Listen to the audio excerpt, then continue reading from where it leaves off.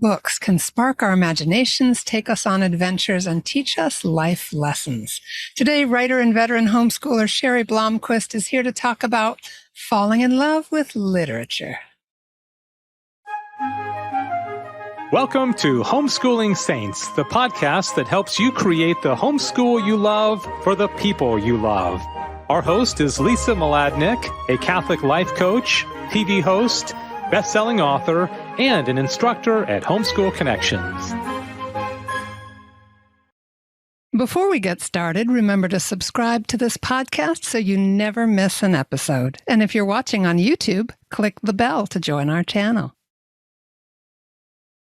Welcome, I'm Lisa Mladinich, your host, and today we're talking with Cheri Blomquist about falling in love with literature. Cheri Blomquist is a freelance teacher and author, as well as the mother of 4 daughters and 1 son. She's been part of the homeschool community since 2005 as a parent and as a teacher for various tutorial programs.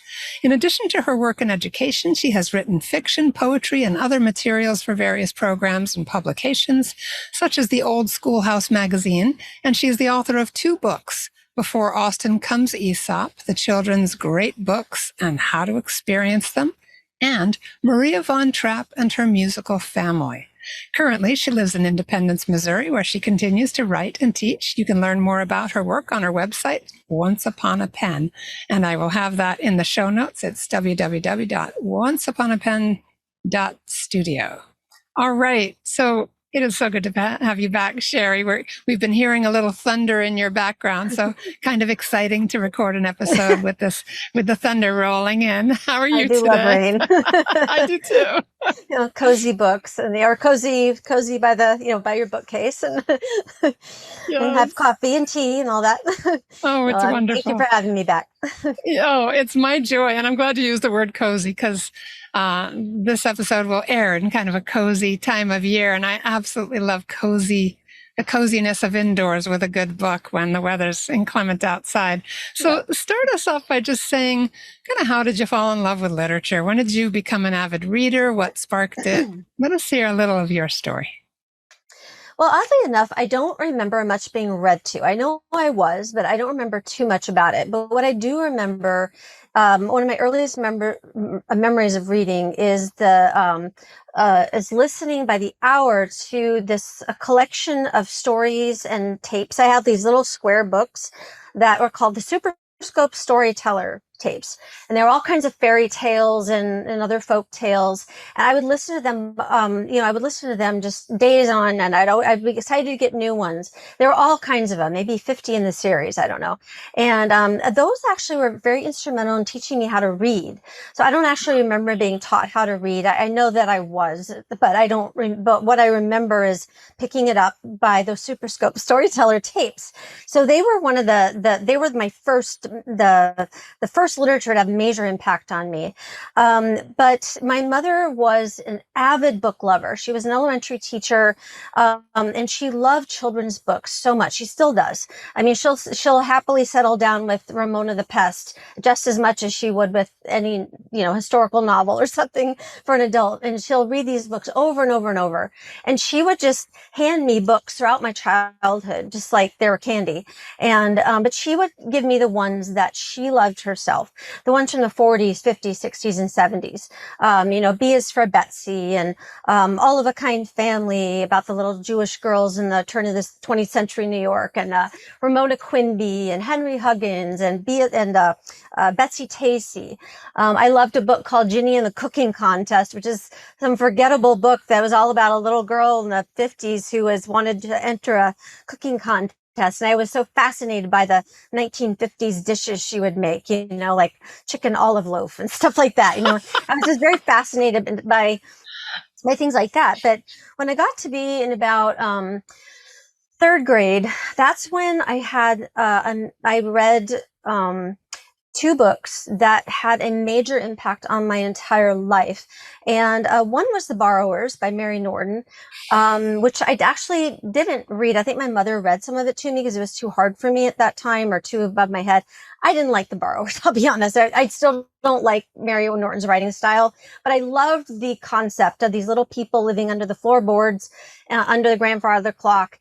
And then, that really impacted my imagination. And then I also loved, and this is one of my favorite books of all time to this day, and it's out of print, called The Great Christmas Kidnapping Caper, about three little mice, Marvin the Magnificent, Raymond the Rat, and Fats the Fuse, and how they rescue the Macy Santa Claus after he's kidnapped in New York City.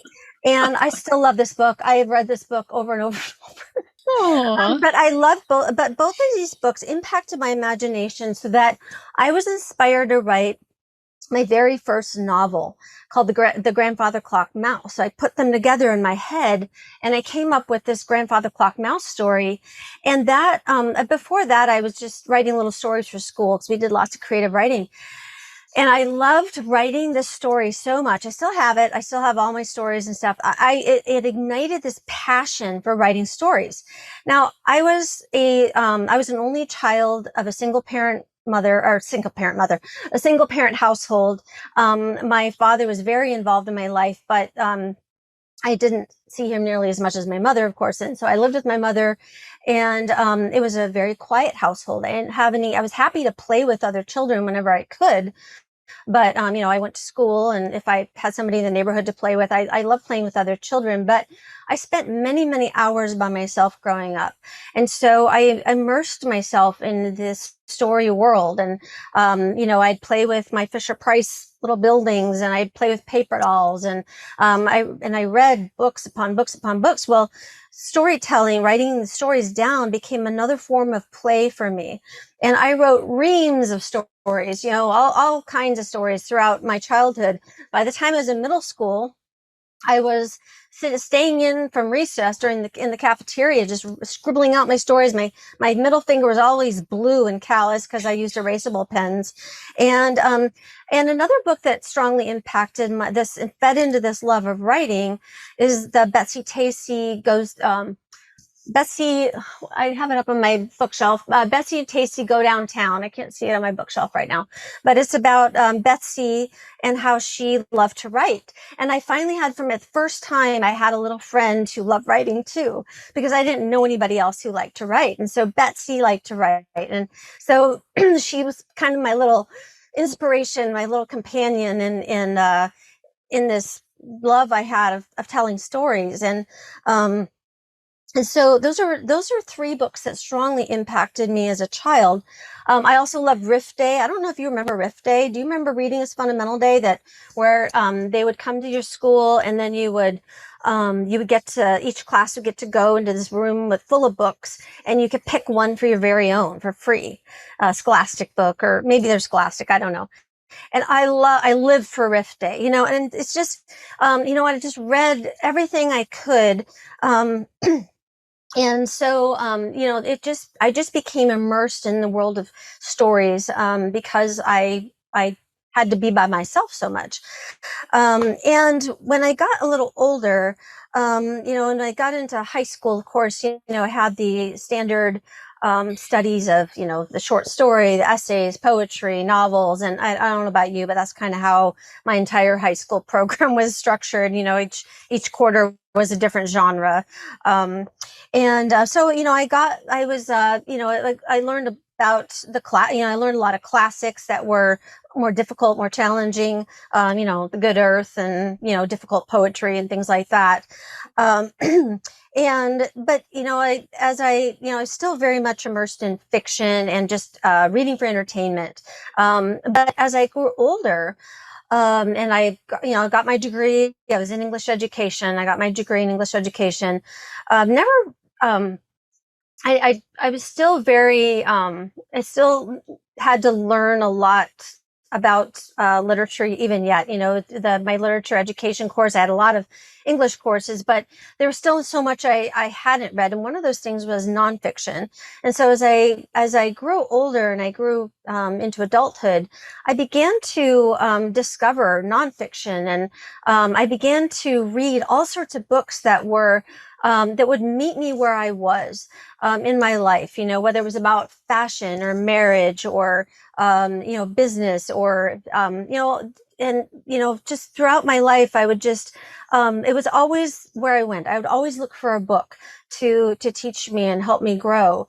And so books became my teacher over time, not just a source of entertainment when I was lonely and didn't have anybody to play with, but it became the way I educated myself as I became an adult.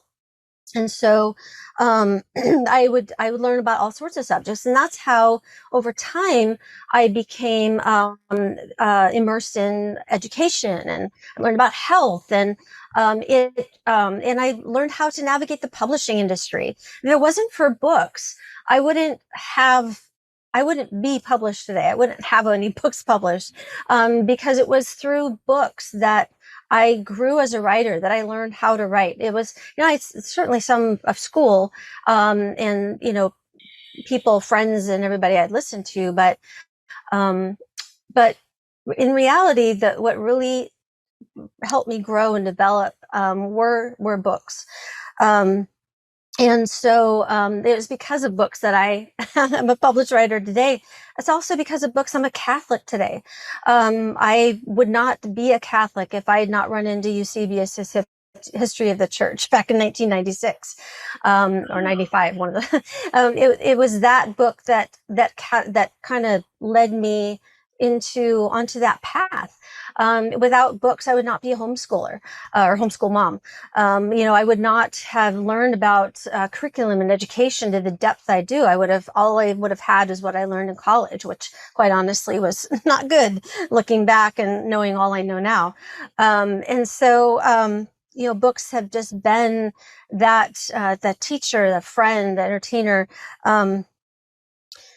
In adulthood, I got a job at Barnes & Noble, and I became a children's specialist in the juvenile department in the biggest store in Minnesota, which was an amazing store. And it was there, though, that I began to be immersed also in the dark side of literature. And I began to experience the impact of how our choice of books can really harm us too. They can impact us negatively. And I began to, I'd have to shelve all these books. It didn't, in any subject. And so I would see the covers, and I would often choose books to read. And sometimes these books weren't very healthy because I'd be drawn to them. And then I would make, unwise choices, maybe even sinful choices. And then I began to experience the darkness that some of the poor discernment would have by choosing, bad books that those could have on my heart and my soul. So I guess, I guess I would say in general that books have been just an extremely strong impact, both good and bad, but mostly good. I wouldn't be who I am today without books. So. Oh, yeah. It's so good. It's so good to hear a landscape in a sense that you've moved through with all sorts of, there's the beauty and there's the peril, right? It's just like our lives, that books are kind of mirror that humanity. We see it on bookshelves, we pull them off, and we start to open ourselves to say yes to certain things, and some are good and some are not. Yeah. We're going to take a short sponsor break, and then I'd like to hear your thoughts on what's helpful to parents in this whole realm of discerning with literature, introducing them to their children, what kinds of guidance and, any principles or ways you could suggest to us that we can make really good decisions around literature and make that landscape a holy one. We'll be right back, everybody. We're just going to hear from our wonderful sponsors at Homeschool Connections, and we will be right back. Hi, I'm Walter Crawford. And I'm Maureen Whitman. We are the co-founders of homeschoolconnections.com and proud sponsors of the Homeschooling Saints podcast, which is here to help you homeschool more joyfully, more easily, and more effectively. We want to thank you for listening. And we invite you to check out our courses at homeschoolconnections.com. And now back to our program.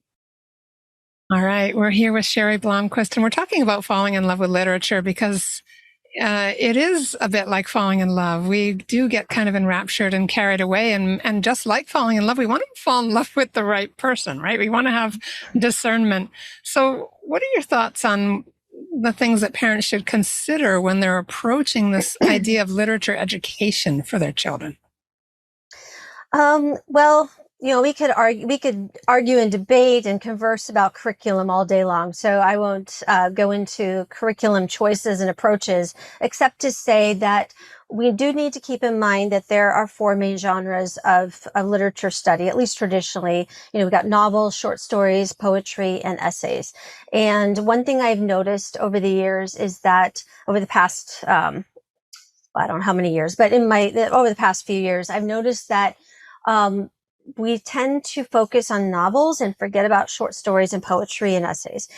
That's kind of been pushed to the wayside. I've noticed that in curriculum I looked at and not just in homeschoolers, but in schools, because I've been in the schools a lot as well as a substitute teacher. And so we need to remember that novels are not the only literature worth studying. In fact, poetry is the oldest form of literature, if I remember correctly. So we do want to give our students a well-rounded education in all of those genres. But we also need to keep in mind when it comes to discernment about the actual choice of books. I mean, there's thousands upon thousands of books, right? And we have to remember that when we pick up a book that's in a bookstore, and we're in the children's department and we see a book, we think, oh, an age appropriate book for my child. This is for an 8 to 12-year-old. This might be good. And a lot of times, and for traditionally, I think parents just let their kids read whatever. But we have to remember that publishers are there to make money. That is their job. And they are not there to meet the parents' needs. They are not there to serve the parents. They are there to sell a book.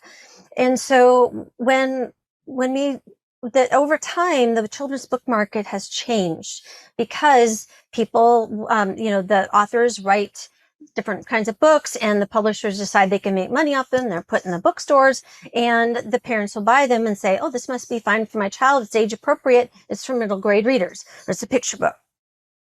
But the children's book market does not serve parents.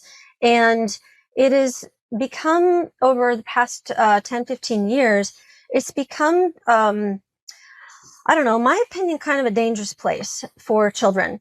It's not, when you and I were kids, we could go to a library and we could pick up any book and our parents could be confident that we would not be getting swearing, sex, violence, or at least not, violence outside of the White Witch, being killed by Aslan. So, our parents could actually trust the children's book department and not worry about it. But it's not like that anymore. And not just because, I'm not speaking Catholic to Catholic. I mean, everybody's going to have different points of view about what's appropriate for children to read, of course, depending on your faith. But we're Catholics and we want to serve Christ and we want our children to grow in holiness. And, that doesn't necessarily mean reading just books about saints, but we also have to be careful about the content that is in books and how it's going to impact our children. And as I've said before, I have read books that have haunted me in a negative way. There's been beautiful books that have haunted me in the best way, but there's also books that have really darkened me. And my mother doesn't know anything about them. She didn't give them to me, but she only gave me books that she loved. But a lot of times, we just trust too much, or we look at the Newbery Award winners, not aware that the Newbery Award medal is not being awarded like it used to be just because it's a great book. Now there's more, I don't know what the right rewarding word is. Political agendas in a lot of ways. Yes, yeah. And you can't just, I've read an award winner that is, yes, objectively it was great. I don't remember the title of it. I think it was Looking for Alaska by John Green. I was shocked at what was in that book. It was horrifying. But it was an award winner. I don't know, the Michael Prince Award or something. And so I started a website years ago that I won't say the name of it because I'm closing it down, but and I'm shifting some material to my new website. But I started reviewing young adult books because I was so shocked at what I was seeing at Barnes & Noble in my job. I mean, so for an example, when The Golden Compass came out by Philip Pullman, I don't know if you're aware, but that trilogy is the most anti-Christian children's literature to ever be published. And I will say it's the epitome of anti-Christian literature. And Phil Pullman himself said it's the anti-Narnia.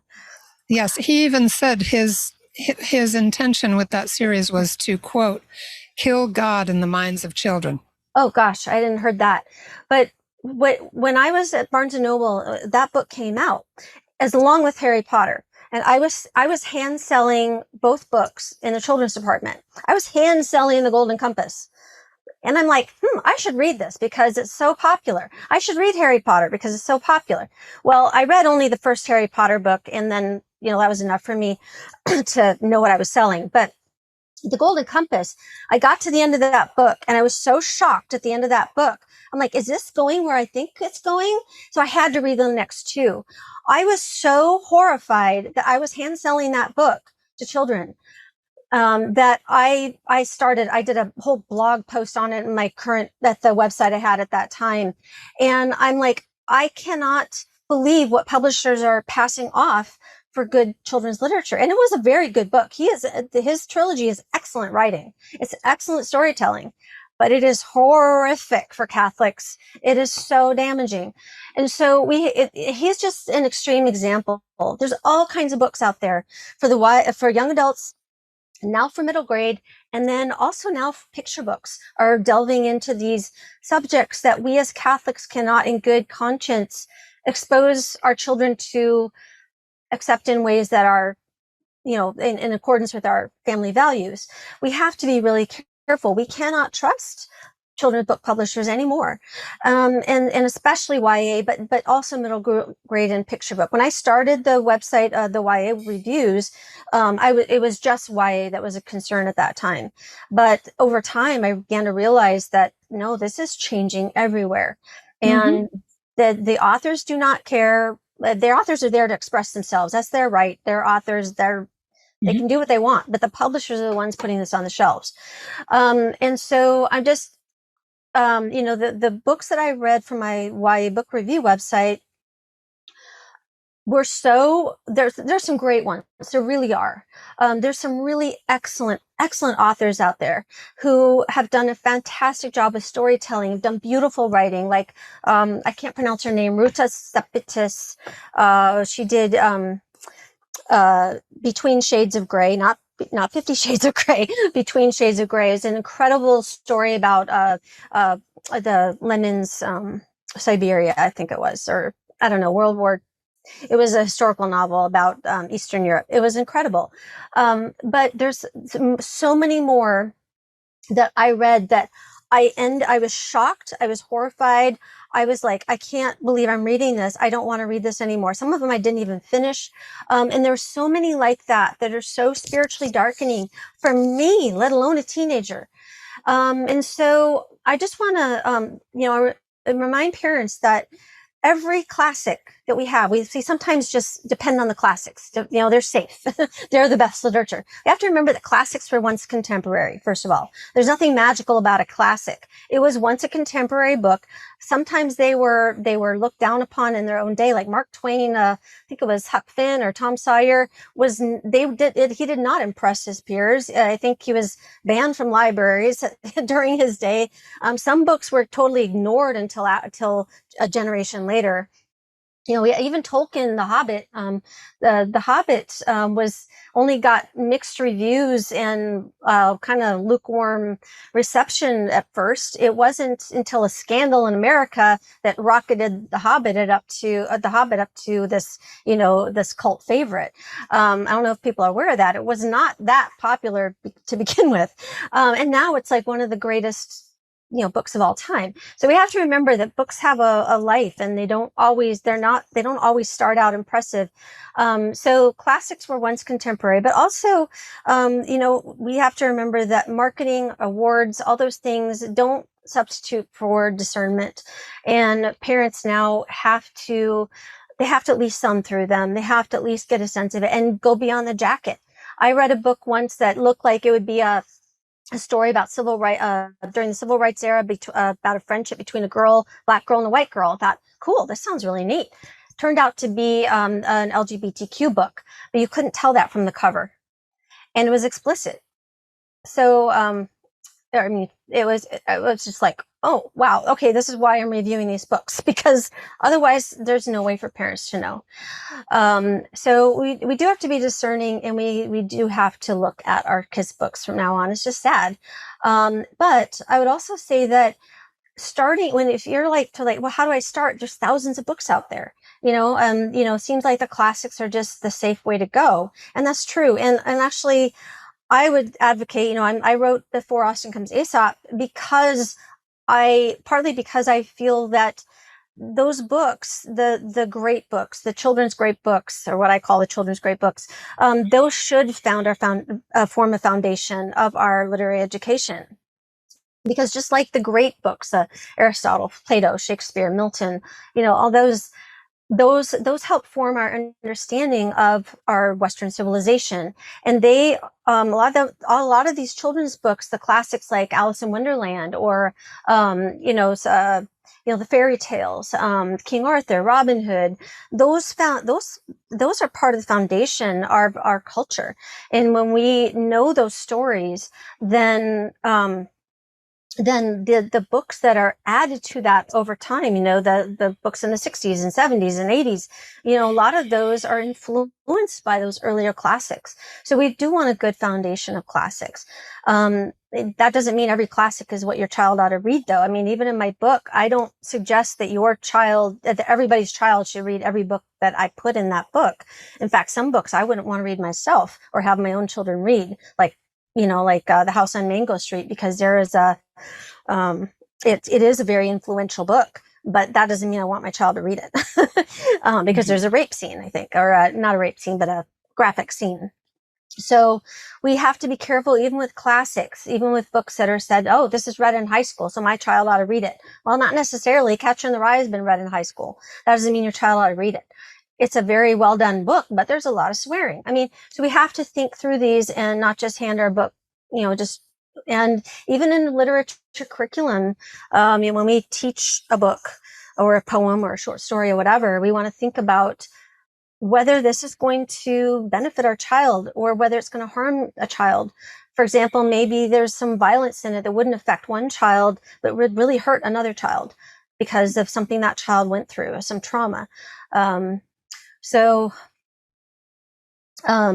just need to be more discerning in this day and age, unfortunately. Right. Agreed. All right. Well, we know that you're closing your review site, but that some of those materials may end up on the new website. So you and I will stay in touch. And if any of that material is going to be made available, maybe we can share it later on. But are there any other kind of book review sources or places where parents can kind of, in other words, not have to read every book cover to cover? I know you said you gave us some guidelines for kind of flipping through and getting a sense of the writing and the story. So there is that. Any other recommendations you can make, just kind of simple procedural ones that we might take in order to find good reading for our individual kids? Well, there are some books like, what is it? Honey for a Child's Heart, I think was one of them. There are some books that have been written for Christian families to help them find rich, really good books for their children. They don't.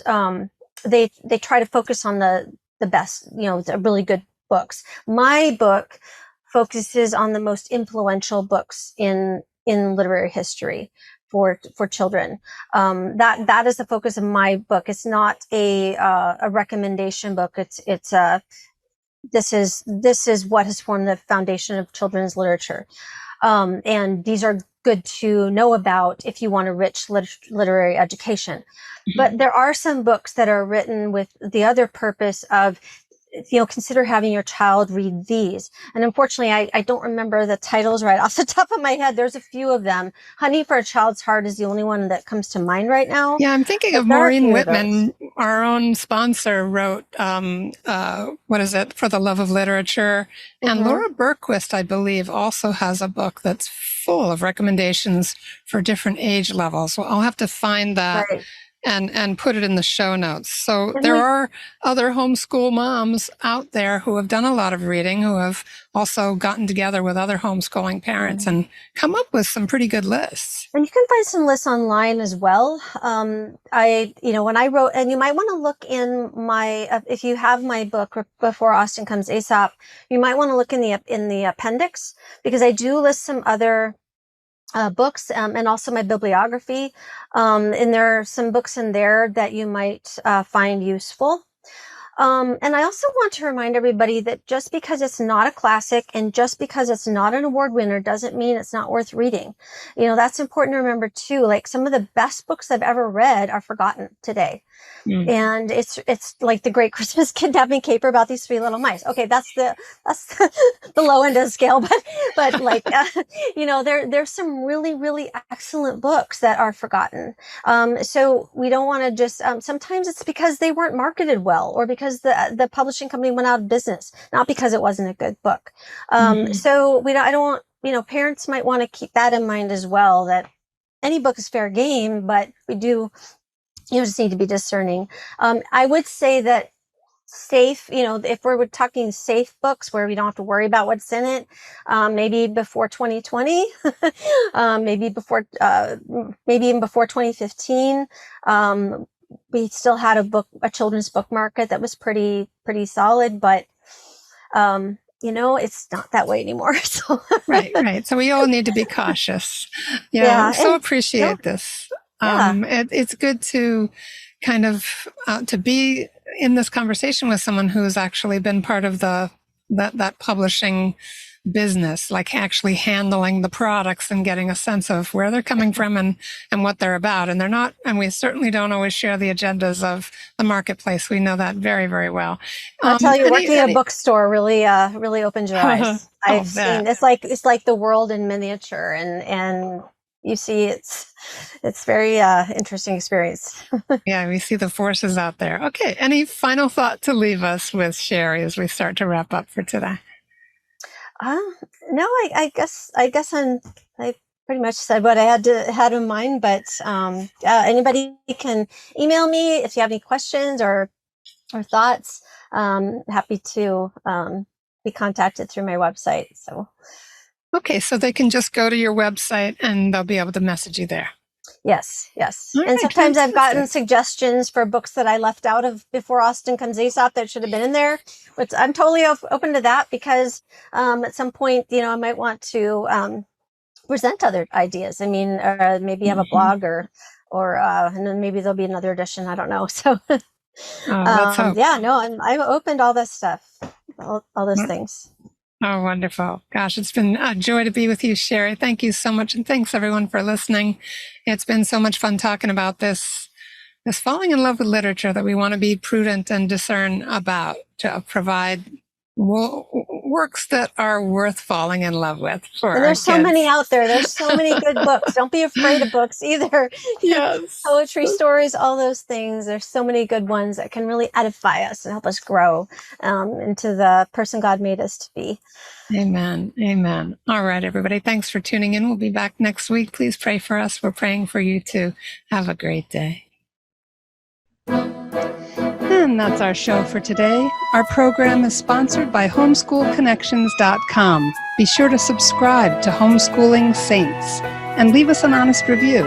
God bless you, and thank you for joining us.